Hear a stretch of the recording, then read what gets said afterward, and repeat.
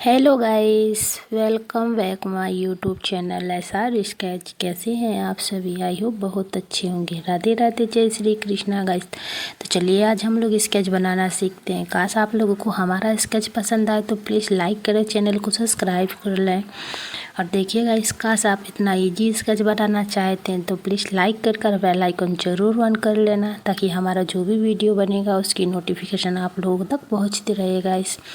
तो आप देख ही सकते हैं गाइस कि ये स्केच मैंने कितने आसान तरीक़ा से बनाया। इसके लिए मैंने A4 पेपर लिया है और एक ब्लैक ब्यूटी पेंसिल ली है। तो देखिए हम इसी की सहायता से स्केच बनाकर आप लोगों को दिखाएंगे।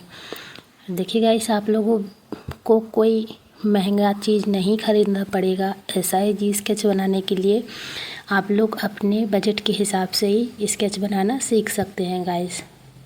तो चलिए गाइस, तो आप लोग बताना मेरा स्केच आप लोगों को तो आप लोग बताना कि आप लोगों को स्केच का वीडियो कैसा लगा है। पसंद आए तो लाइक करना, अपने फ्रेंड लोगों तक शेयर करना, ताकि गाइस वो भी ये इजी स्केच बनाना सीख सकें।